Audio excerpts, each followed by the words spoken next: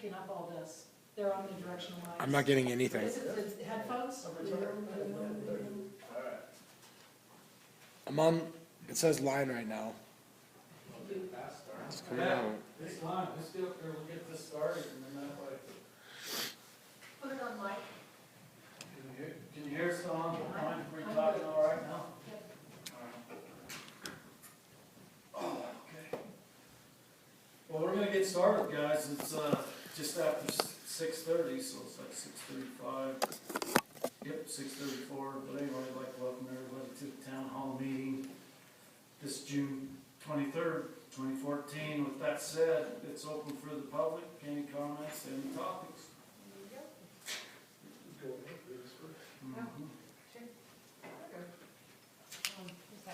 We're really excited to hear from everyone, but we've been here since 9 with the What I try to do on behalf of our Driggs resident, I just have 3 comments that I wanted to make tonight. And the first one is to thank this board. Thank you for adopting the Recreation Master Plan. I guess particularly you, Commissioner Park and Commissioner Rinaldi. I think that there's going to be an immediate benefit to coordinating resources and sharing resources between the 11 nonprofits that deal with recreation in our valley, 12 recreation-based businesses, and the 8 different governmental entities. So there's a lot of opportunity there for public-private partnerships, and I think that Recreation Master Plan is the first step in that direction, so thank you. And I'd like to think that there'll be an immediate boost in getting successful grants awarded from that as well. Second issue I wanted to touch on is road standards. I would encourage this board to be very careful when reconsidering road standards. I know that's come up on recent agendas. You just adopted them last year. They mirror national standards.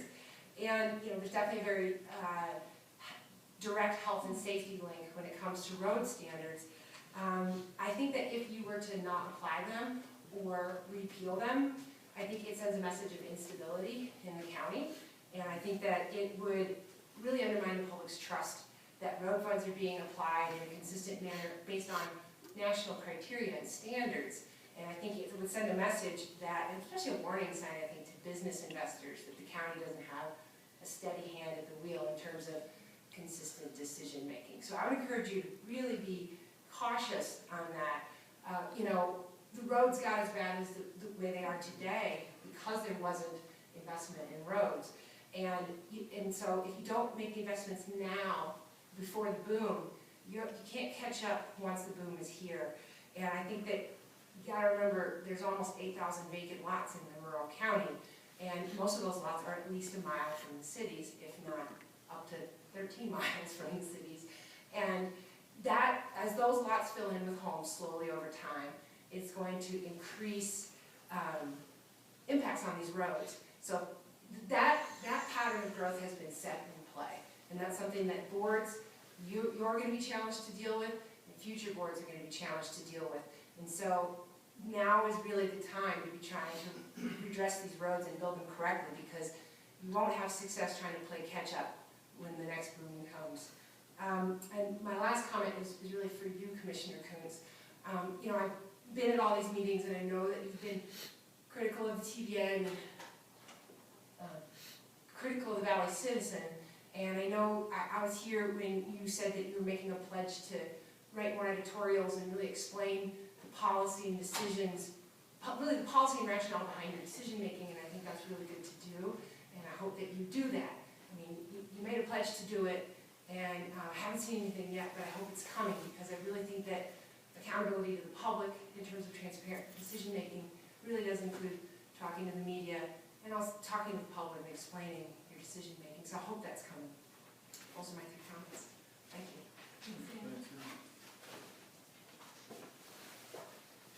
I'm just going to say a couple things there, just real quick, just a clarification on this. Just how I felt on the adoption of the master plan for recreation. Most of the word in the community right now is of a recreation district, and it scares them to death. And it's just, you got a lot of people that are in fixed incomes, and they've seen how some things go. So it's like, so that's what we're not trying to do, And I could see, and that the reason I went for the recreation plan was because I could see we could bring all these groups together and basically form one group that, could disperse money however in different areas. The road standards, are we correct with our road standards being 30 feet? That's what I'd like to look at that, make sure that we are on track for that, because a lot of the roads, we have a lot of roads that are in disrepair, that are out in there, and we really need to look at those. And it worries me that we're gonna size one up and forget about some others in the future, and I think what the plan was is to look at if we're doing the right thing at the right pace for all the good of the community. And so I think that's why I want to look at that standard. That's how I want to look at it, because I don't know if a 30-foot wide road in some of our rural settings, go out the river, is the right thing yet. So I want to look at that again. And that's kind of why that was set up on that. That's kind of why I want to look at that, to make sure that we are on track, because when that was brought about to us if I remember right, talking to, when Jay brought it into us, he said he wanted 2 foot on the left, 2 foot on the right for bicycle pathways. And so I just want to make sure if it's thoroughfare for more vehicles, or if it's for bicycles, or Well, what. it's probably a shared road, right? Because that road in Yeah, and particular we is should one be where a sharing all of cyclist those, and that's, was killed. yeah. So it seems like there is a need for some dealing with that road and making it safe as a shared use road, and it is part of the loop road that is a really popular cycling route. I would hope that the county would keep its standards in place, at least to consistently apply them, since they are mirroring national standards. I agree with you on the recreation plan district question, and I totally see what you're saying with concerns. And I think you're right on in hoping that having a recreation plan gets the groups together to share resources. And I think that will be true, and I think that will come to fruition. Well, I hope what I said kind of Yep. helped you out, as far as where my feelings came from, all that, so, anyway. Thank you for voting for it. I appreciate it. Anything else? All up here? I did actually submit a letter to the papers this morning. Oh, good. I will actually read that to you if you like. If you want to, sure. Yeah. Why don't I? Okay. I was recently quoted as saying that I don't care about national standards when it comes to roadways. Of course, that is not true. I care about every road in the county. However, I do believe that bringing all roads up to a livable standard should come ahead of bringing some of them to a national gold standard. As a county commissioner, it is my responsibility to make sure the basic services are provided for all before affording the niceties of life for some. To be more specific, bicycling is an admirable endeavor which promotes healthful exercise but is not a need. It is an elective activity that at best is possible only 6 months out of the year in Teton County. In addition, current traffic in the county is not so heavy as to preclude bicycling on most roads at most times. The cost of a bicycle path is not limited to the initial outlay for construction, but also includes an unending maintenance expense. Lane marking, surface repairs, and probably more rigorous and frequent weed control than is currently practiced for roads. Roads, on the other hand, are used 12 months out of the year and should be in passable condition without the necessity of a 4-wheel drive vehicle for day-to-day rural and semi-rural living, emergency vehicles, school buses, and businesses, including agriculture. Our comprehensive plan advocates preservation of the rural, agricultural lifestyle. Good roads are part of that. As the economy continues to improve, the population of Teton County will increase, along with, no doubt, an increased interest in bicycling. The increased population will also benefit the county budget, making expensive options such as bicycle paths a more reasonable budget item. We're not quite there yet. In the meantime, first things first, we need to make the wisest decisions regarding the funding that we have for road improvements. We need to find measures that will increase the efficiency of the road and bridge department so that we get the biggest bang for our tax buck. We must address that which is needed, not just wanted. And thank you for submitting a letter. I hope that this is a regular occurrence. I think that will be constructive for the public to understand. And the timing of that is really fortuitous because we have a brochure coming out in the papers this week on the economic benefits of pathways and how they are one of the major contributors to our local economy here, and how they pay for themselves in property taxes. And so that's going to be in all papers this week. So, pick one up, and now if you're reading the papers, pick one up and check it out. There's a lot in there. It's a real eye-opener about what cycling and pathways contribute to our economy. And I think that the comprehensive plan, pinpointed that that was, you know, a message from the public, and I think that that's part of the recreation plan as well, is tying this all to our economy. The comprehensive plan also addresses rural roads, and every time that we bring up issues as far as upkeep or maintaining rural roads that may not have a traffic count, you and others of the regulars at our meeting seem to want to fight that.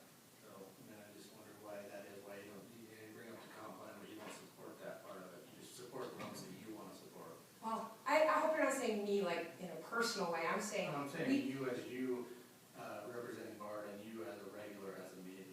Oh. You, I mean, you're here more often than most people are in the county, so yeah, I do, I mean, I'm saying, and you also, you know, talk to me personally more often, you know, and so, I don't, if you want support of the comp plan, I think you should support the total of it.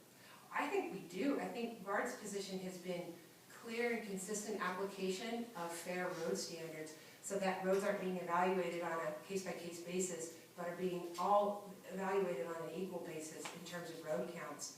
So how would you suggest that people, I mean, if the county's bringing in the same amount of money for a road that has less road count, do you think those people that live on those roads should never get? Of course maintenance not. on their- So how do you propose that we do that? Well, I think that the county has to take a hard look at its patterns of growth and where people are living and where the impacts are. I think that there also has to be a very real discussion about the supplemental road levy and its future and what needs to happen with that levy just to fund our basic infrastructure needs. But I think you get into really dangerous territory when you steer away from the road standards, because then you're veering off into the world of who knows who and what your relationship is to people asking for certain maintenance requests, and it doesn't become fair and consistent anymore. And if you're trying to create an environment where people have trust in their government, have trust in how their tax dollars are being spent, it really boils down to fair and consistent policies that aren't waived here and there willy-nilly. If it was fair and consistent, the roads that haven't had maintenance for 20 years would have had gravel put on them. We didn't have the money until we did the supplemental. I mean, we were But so now- far but now, behind. I mean, we're still fighting that same battle, you know? It's a long catch-up, it just is. I mean, it's been a long backlog, it's gonna be a long catch-up. I hope we can find room for other modes of transportation in the community besides cars. I think there's a lot of different forms of, I mean, we just spent a lot of money on a recreational amenity for 6 months out of the year at the fairgrounds, and I would say that Cycle Greater Yellowstone is coming to Teton Valley this summer, and has almost 750 cyclists already registered, and they're riding the square. And some communities like Ennis, Montana, did not want to see Cycle Greater Yellowstone, and now that it's gone through their community, they saw the economic benefit of those people staying and spending money there, they're begging for the route to come back. So I think if we can make room and we can think long-term, we can actually put some more money into our community too. And I think of it as cooperative too. I don't think of it as a, you know, us versus them. You're either a cyclist or you drive cars. I think most people enjoy both and care about both.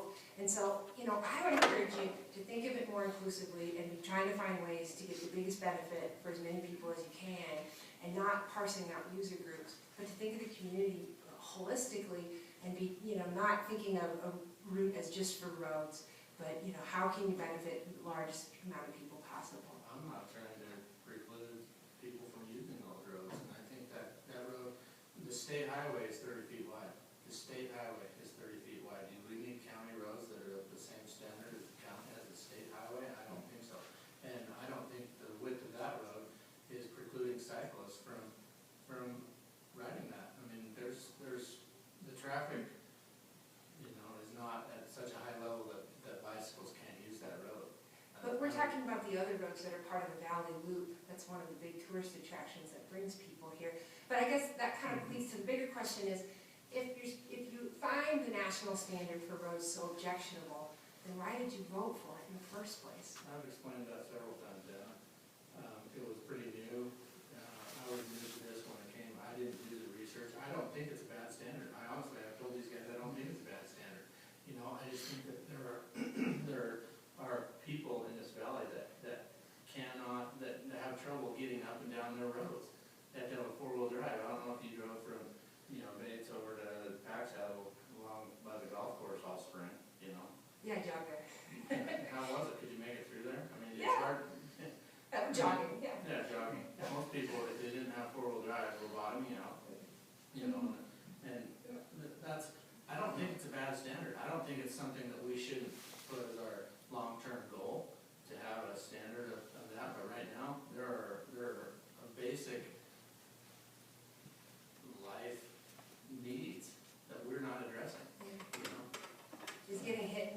kill on a bike a life need?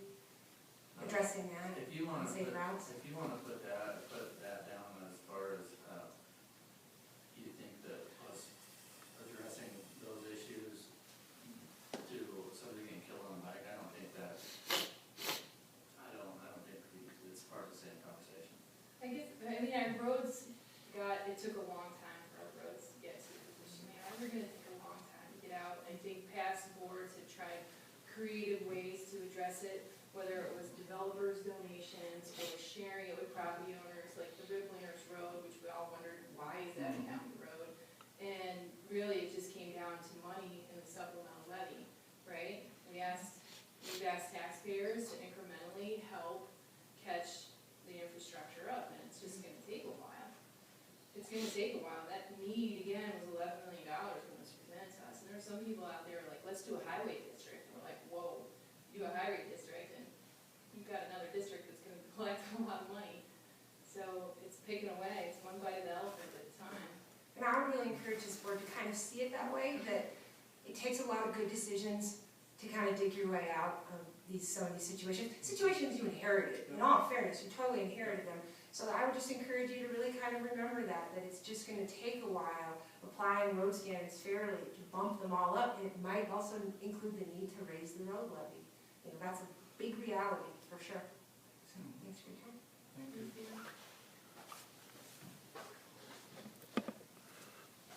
Next.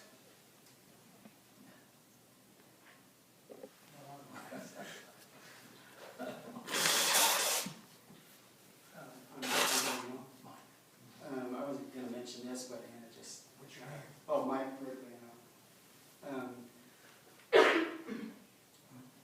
did you get that? Both It'll be on there. Okay. Recorded, there's no All right. minutes. As far as the bike path, and the road, the highway, I was nearly killed twice before on the road riding my bike, and I'm just a commuter, I'm not a serious cyclist, I'm not out there all the time, I just come in to get groceries and that sort of thing. And twice, really close, because, somebody's trying to dodge something or a truck, and I've had to just bail under the weeds to get away. So even though it's 30 feet wide, there's not much of a shoulder there, and it doesn't take much. I mean, even if we had a shoulder 3 times as wide, it doesn't take much for a car to cruise all, across there. So just from a safety standpoint, I think the pathway has been good. Because it does, most people, I think, especially like me, that are just kind of commuters, use it's right along the highway. It's a handy place, and it was already a railroad. We all know that. But it does take maintenance, and there's money there. But what I really came to talk about was I was gone for the Recreation Master Plan meeting. I was out of town, but I read the paper and I listened to the audio, and I just have a question for you, Sid, about it seems like you're reluctant to adopt plans, or you have a reticence or a fear of plans, and you had a fair amount of paper on that, but could you elaborate on that a little more? I'm just trying to get an understanding of how you think about planning in general, and also, is it recreation per se, or is it planning? I just feel like this, I've said it several times, and I'm not in favor of more taxing districts, and I believe that this could turn into another taxing district.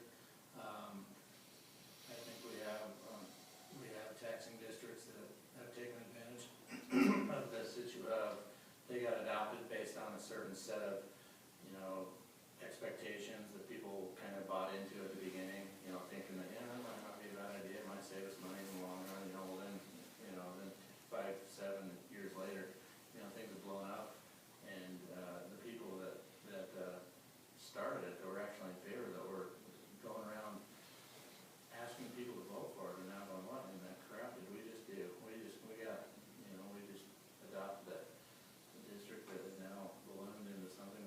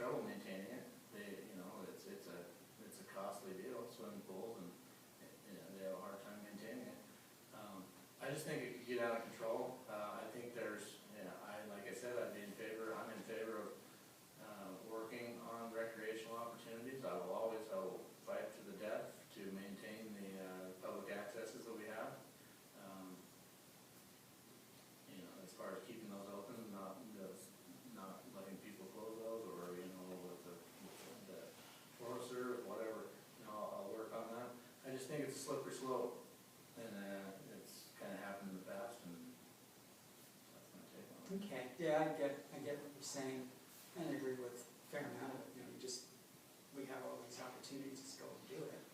But, there's some hidden activities, just take Forest Service Trail, they don't just happen. Maybe the Forest Service maintaining a trail, is that providing entertainment? I've run into you on horses out in the woods, and it's a great thing to do. I don't know if it's called entertainment, but where do you draw the line?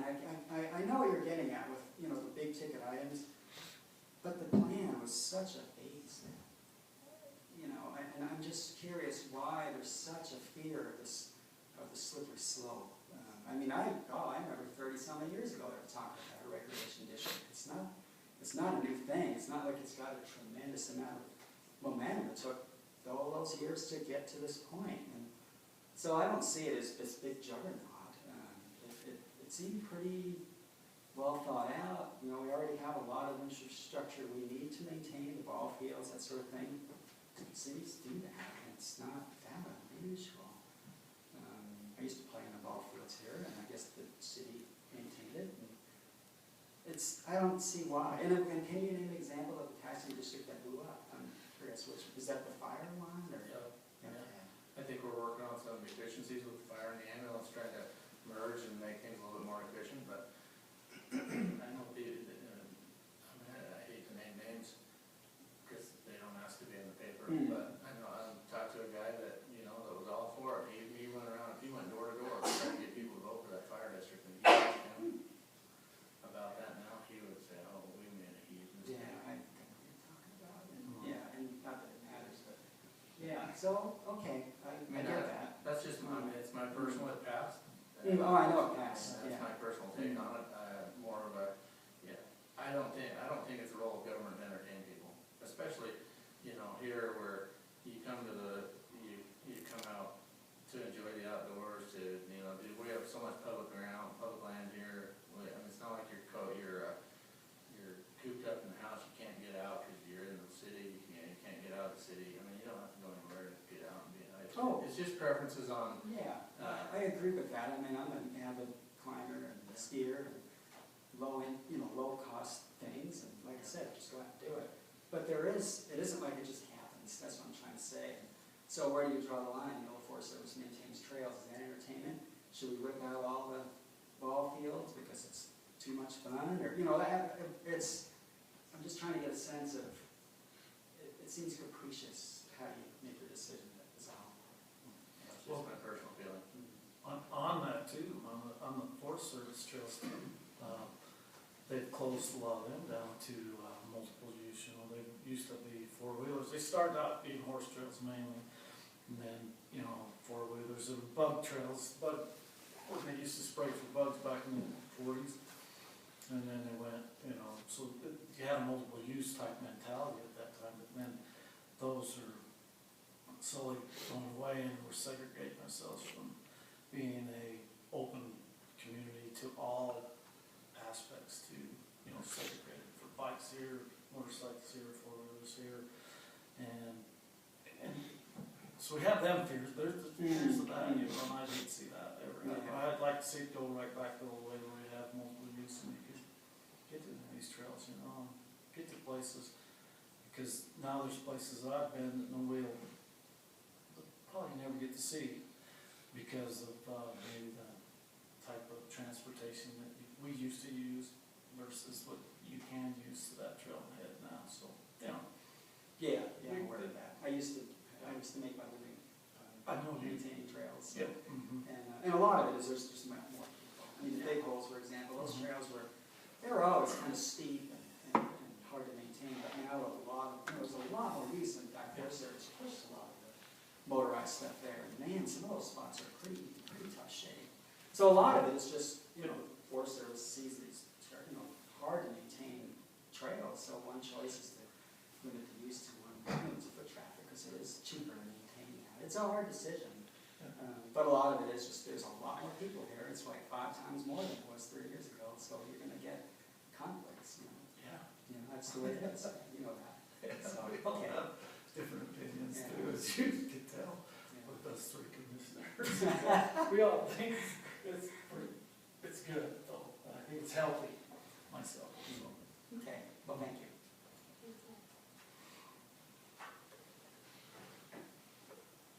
Next? Well,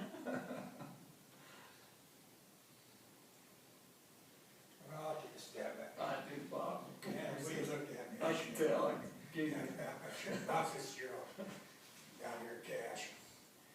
I wonder, is the proper role for government to provide parks, recreational parks in cities, sidewalks, well, gymnasiums in the schools? The government has the idea of it just, it is not responsible for providing entertainment. I kind of wondered about the word entertainment. We have national parks, we have state parks, we have trailways, and we have many things that it is the role for the government to provide for the people. Actually, the government is the people, and they should look after the well-being of the people.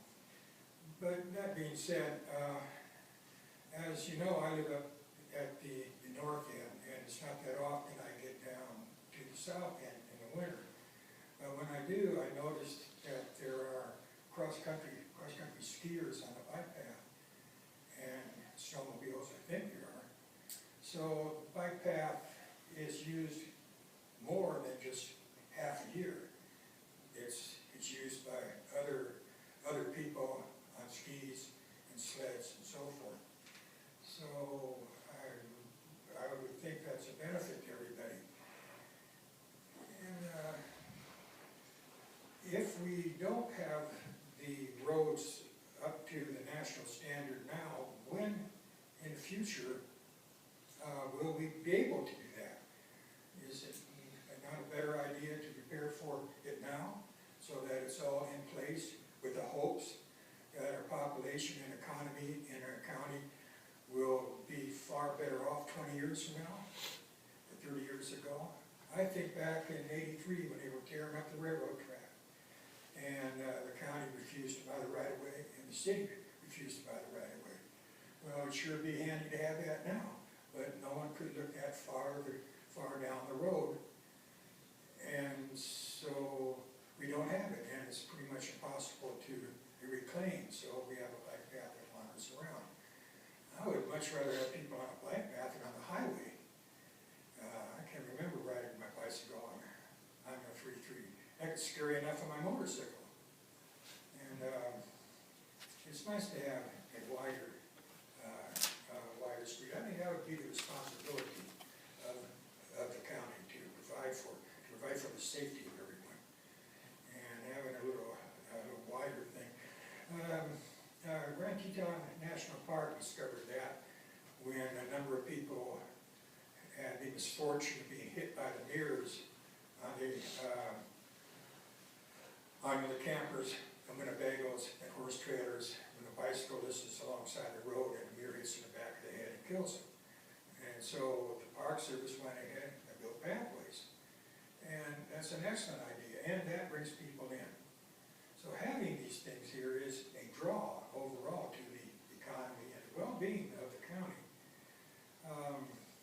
So if we are going to do the roads, then I think we should not have to do all of them immediately, but it seems to me Jay has a plan where we work along within our budget to improve the roads. I was fortunate enough the other day to ride my motorcycle up to Victor and get an ice cream cone, and I stopped by Fitzgerald's bicycle shop. And then I said, gee, there's been many complaints aired here about the loop road. So I decided to ride on my motorcycle on it. So I left and headed out to west to ride along the west side of the valley. Now, I rode slowly, 30 miles an hour on my motorcycle. Well, I didn't see a bare pothole anywhere. They were overlays, where asphalt was overlaid, other stuff. There was patchwork. Some places the side of the road wasn't as wide as I like to have it, and it was falling apart kind of. And there were parts of areas that when I turned to go north, where the road wasn't as wide as I like to have it, but then too there was agricultural equipment goes up and down the road. Not the ones with the wide fat tires, but you know, the Peterbilts and so forth. And I didn't have any trouble at all in negotiating it. There's a few ups and downs, but it wasn't anywhere near as bad as Backsaddle was. And so I don't see quite the urgency on that road, although it would certainly be nice to have it wider. What's the population over there on the west side anyhow? It seems to me there's a lot of people who have built homes over there. So the traffic pattern in future, I could see perhaps would be inclined to go around the west side if the roads were decent. Views are fantastic. But as it is right now, I did not see a washboard and destroyed the road. So everything takes time, you know. We've come a long ways here since I can think back to '83, and I think if we progress in a logical way within the budget, that with some foresight, I think we can do a heck of a good job here in the county for all the people. Remember, this population is going to go up eventually here, and there will be more people here. And the more people who come in with other ideas, why the better the employment level is, the more people spend money here. And this is like an island, the money goes around and around in the valley, we all know that. So I'm just optimistic about it. And, let's think of everybody, not only the farmers out in the north who need to have that road maintained so they get their crops in, but also other people who use the road on a daily basis. So the studies are there, and so it's nice to have a plan so that we know a direction that we're moving in, and then that plan can be altered according to meet unseen situations or other things deemed to be more important than something else. So Kelly, you got me up here, so I started talking. Well, I'm going to ask you a question. And you can say if I'm wrong or right, but on the railroad right-of-ways, first people that got choices to that were the property owners that lived along them right-of-ways. So that's how we lost from Gary Henry's coming in this way, because he had the first right to refusal of that property. Now, isn't that's how I was told on that, you know, by these guys. So, and that's why we lost those coming in, and it was a good thing that the Parks and Rec was able to get a hold of them. The rest of it. And there is that, because you live pretty close to one too, and did you have the right of to refuse or to buy that piece of property too? It was just a little too far to my east. I didn't know how far your property extended from there, but yeah. Well, at that time I was thinking of eminent domain.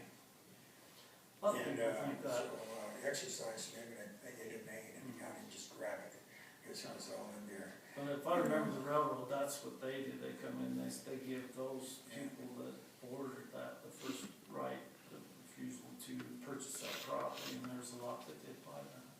Well, you know, that's talking about eggs that have already been scrambled. So, the only reason I brought that up is to recommend the fact that we ought to polishing on the ball, the crystal ball a bit, you know, look farther down the road. I know here with what you guys do, you got to deal with facts and numbers, budgets as you get this afternoon. And boy, you can't have everything. As we're finding out now, when the state of Idaho decides to cut the monies for the schools in order to save the property owners, should tax money, then we turn around and have to raise taxes on property owners to support the school because the state didn't do it. Mm-hmm. So, you know, it's a funny situation. So, we just try to keep everybody's well-being in mind. And the plan is pretty good. What do you think of the comprehensive plan, by the way? I voted for it. Yeah, thought you did. Yeah. But anyway, I think we're all here on the same board, just there's questions that come up to us, are we going on the right path for certain things, and we'll question ourselves to make sure that we're on the right path, you know. And it's like, we don't want to see anybody be hurt on the roads or anything, and, you know, it's just, we take all the same concerns that you do, Bob, so. Well, I was at the hospital the other day in the waiting room, and this gal sitting behind me says, well, I don't like the direction the county's going in.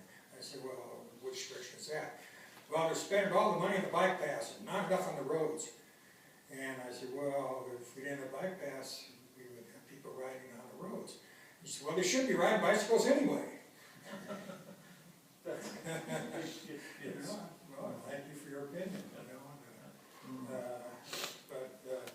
I'm curious as to just how much public money was spent on the bike pass, and how much of it was raised privately, or grant money, or like that. And was I not right about the bike path up here to Victor? Is it not used during the winter time for other sports? well, I think there's people, Used by snowmobilers. Yeah. because once it gets a snow cover of a foot, I think snow machines can go on it, that's when it becomes a multiple use item right there, you know. Just summertime, you're not supposed to ride four-wheelers or, No, of course not. Right, you know, motorcycles on it at that point. And I think there's another one going in, heading east out of town, is there not? Well, I thought I saw, I was out at the skateboard park. I went out there to relive my youth when I used to skateboard on steel wheels on a 2x4. And so I went out to sidewalk surfing in 1959. And Go for it, Bob. I'm 71 years old, here I am, you know, like, be around for a while too. And but I did not ride one of those new skateboards, though. That was not quite ready for that just yet. Some skills I can remember, but I'm out of practice. But however, there was out there by Grayson, the city building out there, there seemed to be a pathway that went off and parallel to the Ski Hill Road. So I thought, gee, I ought to go out there and explore that. But you know, these are things that bring people in. There is one, yeah, the city of Driggs did that. Yeah, we'll never guess you'd be an old Sims A surfer guy? and a surfer guy, skateboarder? knuckle dragger from back in the. Well, I grew up in Hawaii and you know, Pango, Samoa, Guam, the Philippines. Well, I still have a Southern Sims Dallas. skateboard, so, Yeah, 1977. yeah, well, I remember the Beach Boys, we were practicing in the garage just up the street there in Manhattan Beach, so. Well, I could ramble on, guys, but you know, we all live in a yellow submarine, right? So we just want to make sure we don't drown. Thanks, Bob. I Thanks, appreciate it. Bob.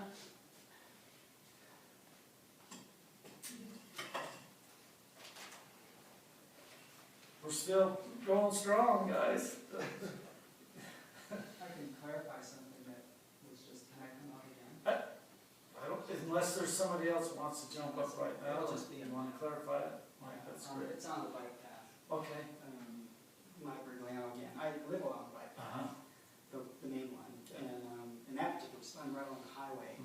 And my situation is, it was probably the same way along the whole highway. My property doesn't go quite to the bike path. It's in a borrow pit between the county road, you know, and that. So it's probably in the county right away. That would be my guess. So that's probably why that whole stretch That's was so contiguous. And then as it veered off, you know, through Gary Henry's and others, it was more on private ground. Yeah. So, and then where the money came from for the original building, it was, I'm pretty sure it was federal money, ICE-T money. I don't know what ICE-T stands for, but it was from. I thought it was Park and Rec's money that come through and took care of that and did that, because Park and Rec's weren't they the one that did the bridge and everything? That was. But it could have come from. They would have not got the right of way. The right of way would have always been, it would have been state right of way. It's not like. Yeah, they didn't have to buy the Yeah, land, buy- but as far as paving it, I was on the board of TV Tap when I was a founding member. that was our first project. It's been a long time, it's been 20 years. you know. But as I recall, it was an iced tea. I don't know what that stands for, but it's kind of for non-motorized traffic or use, bike paths, walking paths that they take out of the main federal highways money. And it gets voted on every 5-6 years. Congress says, well, yeah, let's keep it in or not. So I think it's been re-upped several times. So I think that was the first year. And back then, the big thing the commissioners had to deal with was the maintenance, because I think that funding just built it. And then it was like, now, what do you do? And that's where the 30,000 a year goes to maintenance on trails and pathways. That's part of our, levy money. The road levy. Yeah, so it's kind of the same, just different source. That kind of gives you an idea what goes in the roads and pathways too, 30,000 a year from that. And so, but there's probably lots of different areas that money goes to in that. Yeah. Okay, well, thanks.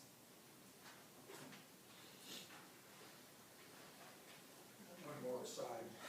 Bob Fitzgerald again. Backside Road isn't the same as it was in 1983, or when I first saw it way back when, in 68, 69.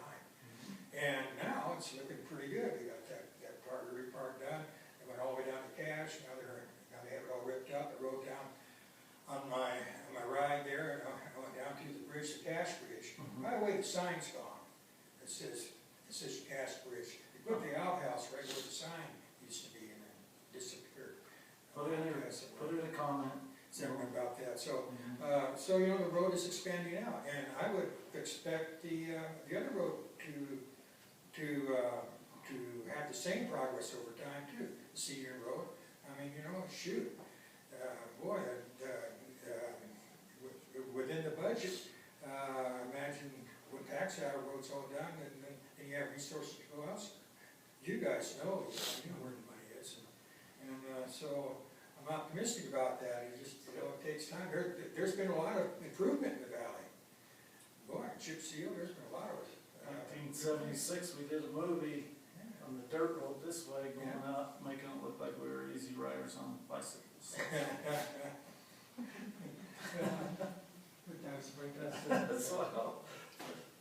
know.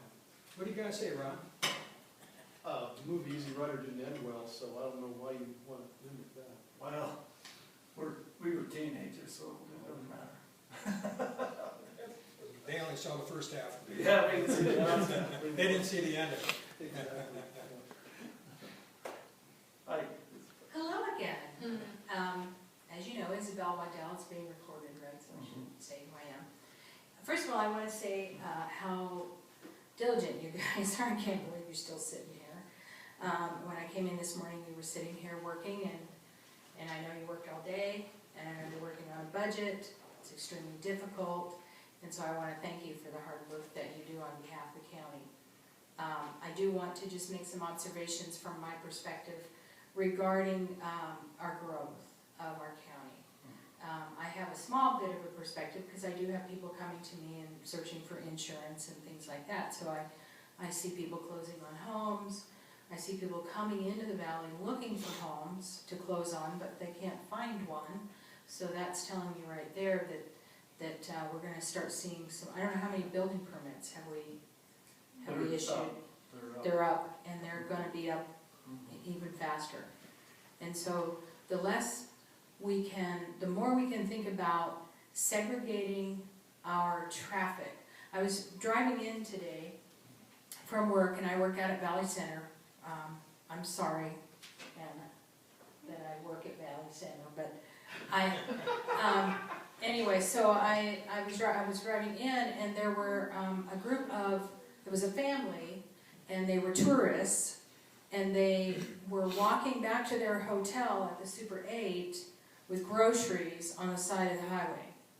So the more we can think about it, not in terms of recreation, but we can think in terms of how do we allow people the modality that they need to get from one place to another without pedestrians and bicyclists being exposed to cars and trucks. And I would guess that the reason the bicyclist was killed could have partially been because of the person was driving way too fast for the road and the conditions. It was dark. So, and it was dark, and the bicyclist was out riding the bike in the dark. And so that's a really bad situation, but it's not, to me, the reason to think about it is to think about it's important to allow everyone some sort of modality, whether it's bicycles, whether it's vehicles, whether it's farm trucks, because you have to really think, as you know, about the farm trucks and how the farm trucks can get to market.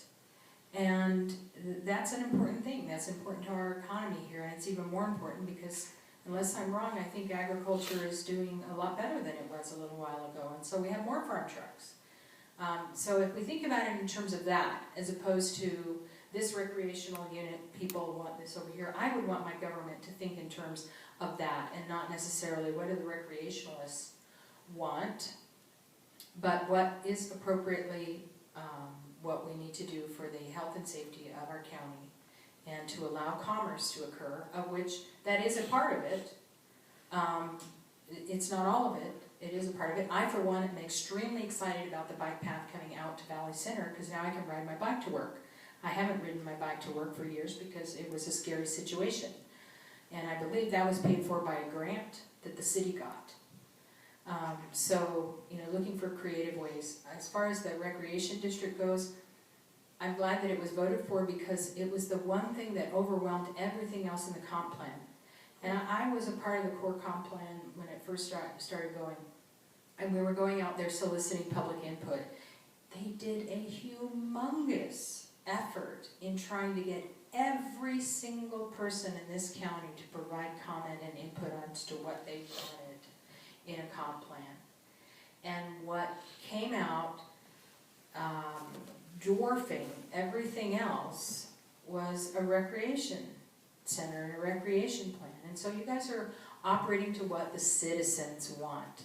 So whatever your personal things are, Sid, and I appreciate that, but you're not acting on that behalf sitting behind that counter. You're not really allowed to, as far as I know, bring in your personal opinion. You have to act on the will of the people and what we want and our budget.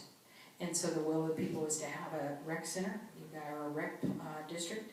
You guys are going on that. And then I would like to also go on record in saying that if we did look at funding in some creative way, something that we wanted to have in place by selling some sort of a municipal bond, that I would buy that. I would invest in our valley big time. So it's not just taxes and grants that can create money, but I'm looking for something to invest in the county. So I would certainly entertain that as well. And I want to say to those of you that come regularly, I'm probably going to be another one of your regulars because I have the bug now. Sid's like, oh great. No, he's just tired as hell. I can see that, excuse me. I do have a little red handkerchief back there, and if I hear that our discourse is getting less than good public discourse, in other words, we are being impolite and rude to each other, I'll be raising my little red flag. So I just want to let you guys know that and watch for that, because personal attacks have no place in our public discourse and what we're trying to do to improve our community. So, do you guys have any questions for me? I just throw out a comment. I was elected after the comp plan was adopted, and I made mince no words. So if you don't think that I can act on my personal beliefs, or that I have to take what, I've heard that comment before, and I just think it's foolish to think that we can't act on our personal beliefs. That's what, I was elected based, and I didn't beat around the bush in my campaign. Right. I knew exactly where I stood on all the issues. I have stood firm on the things that I campaigned for the first time. I haven't changed my mind and gone down different paths. And for someone to get up and tell me that I can't vote based upon my personal beliefs, I just think it's crazy to me. You can vote however you want, Sid. You can vote however you want. I just think that if we're attempting to represent a large group of our population, and not just the constituents who voted for us, that it seems to me that, I mean, I have a lot of personal beliefs too, but I'm not gonna, if I'm acting on behalf of a lot of people, I'm not gonna just say I'm gonna vote because that's my personal belief. You know, it seems to me that it seems to be one of those things that offers up a question. You know, it questions our ability to move our government and our citizenry and our laws forward when we're not lying on our laws, our rules, our voting, what our people voted for you because they believe in individual rights, property rights. And They voted for me based on my beliefs and what I campaigned on. Otherwise, they wouldn't have voted for me. Period. If you think, Okay. I All right. totally disagree with you that you think I need to be going against my personal beliefs. I'm not asking you to go against them, I'm just asking you to make a decision on something other than your personal beliefs, that's all. Okay. I will disagree. That's all. We'll agree to disagree on that one. That's, yeah, certainly. Thanks, Isabel. Well, we got like, this is an hour one, so you got 3 minutes.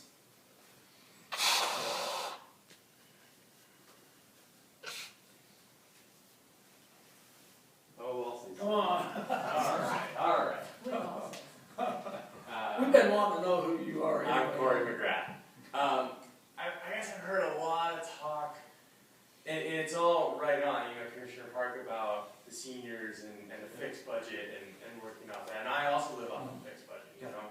I'm a young guy I've been here 4 years. I won't ever be from here, but I'll always live here.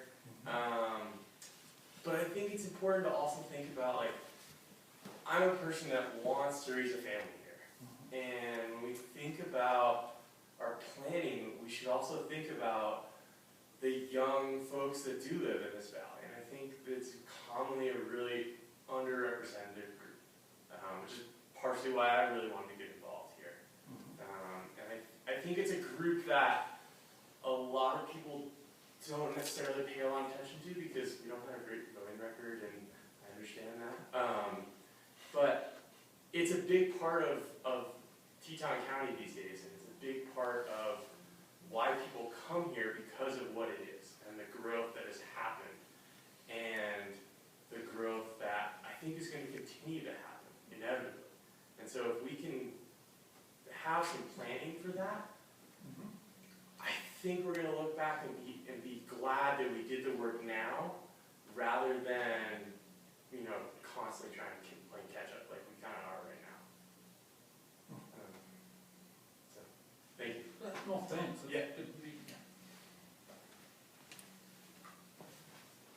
you. You think the young group is the least represented group in the? No, I don't think they're the least represented. If I said that, I don't think they're the least represented. I just think they're not commonly. They're not heard. Yeah, they're not heard. Yeah. Not heard, okay. Yeah, they're not heard as much. Okay. Yeah. Yeah, I would agree. I mean, I totally agree. I think there's a population from 20 to 35, 40, you know, that, you know, most people, this is just my take on it, you know, maybe, I don't know how old you are, but generally haven't gotten involved, don't really, you know, it doesn't affect them that much, they haven't gotten involved as much, you know, I think on both sides, I think there are, you know, and I think we need to, I would encourage all that younger group to be, you know, to be heard. Right, and I think too, you know, it's hard to feel like you do have a voice when there's a lot of other folks there, and you see the pathway where the county is going, and it feels like a very uphill battle, or it can, and I'm encouraging them, you know, to get involved as well. Well, the thing that I mean, your vote and your voice, if you want to be heard, this place is one, I mean, Yeah, it's one vote, one voice. very few places in this country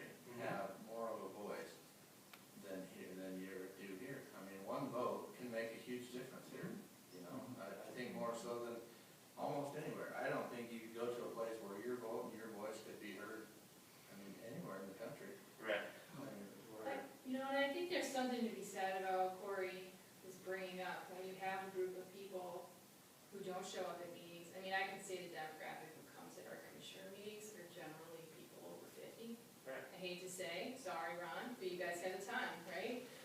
People in their 20s, 30s, and 40s are busy, if you're retired, which I'm pretty sure you are, they're working, they're raising families, they don't have time to do this. So I think where they do get involved is with these planning processes, like the comprehensive plan, like the master plan. So if we hear from them, we should heed what they're saying. I think the Instead of point, just writing it off and. the point around, I know you've been here all day and I don't want to keep you too long, but I think the point is that, as we talked about, they're not maybe a fully represented group. And so when their voice is heard, I think it should be listened to and considered as strongly as other groups. And I don't think it's heard as much, and that's really what I wanted to bring forward today. Well, yeah, and just a little foresight on this, this forum that you see tonight, Right. the open mic in the day, that was all suggested by Commissioner Coons to bring the community together so that we could listen to everybody out there. And I think this has worked out really, really well. So Yeah. it's like, and I was glad you come up, because I like to hear from everybody. I'll tell you, you got a twin brother out there now somewhere. I know that I always get away with that. I had a guy living by me throughout the winter, and he was from, where he was from, Georgia or somewhere. I don't know, so he looked identical to him. His name's Chip. Chip. You got it. Thanks. Thanks, Ed. Well, the young people will be heard from on Thursday night at, Music at Maine. That's where they are. We can get that crowd into here. And Wilmar from Jackson. Yeah. Everybody, is there anybody else want to say something Yeah. before we, I do, I can see you getting shoes in there, Ron. Get Ron up there. It's all about timing. Good segue, and I would like to compliment you guys. I mean, I know it's been a long day and a long couple of weeks with the budget and, the green eyes shaking, you're going cross-eyed. But I do appreciate the ability to public comment, and even when it's not exactly according to Robert's rules. I mean, today you allowed people to input with the rock or the squirrel or whatever it was, I'm not sure. But I think it's important that you as commissioners retain this no matter what happens in November and who takes office in January. And I think it's important that you send a strong signal and comment on this to the rest of the valley, because in the south end of the valley, as you may have been reading, the city of Victor has implemented some very confusing rules in their city business meetings with the public, allowing public comment. And the people I don't live in the city of Victor, but just reading and talking to people on the street, they're feeling disenfranchised and or disavowed almost. So I think, not that you want to get involved in the city of Victor business, but I think possibly at your next meeting, considering a sense of the county commission resolution, reaffirming these sorts of forums of public discourse, polite public discourse, so I don't get a fuchsia bandana waved at me. It's bright red. Okay, I'm colorblind. No wonder I keep running all those lights. But just perhaps consider that, to send a strong message to the rest of the valley that you are not going to get tied up in a bunch of legalese rules, and you're going to continue to listen to all the people all the time. Thank you. Thanks, Ron, appreciate it. Everybody's had their chance. I'm going to close this open mic down, and I'd like to thank everybody for coming, because it's really great to hear from everybody. It was a really positive night. That's, but we gotta know.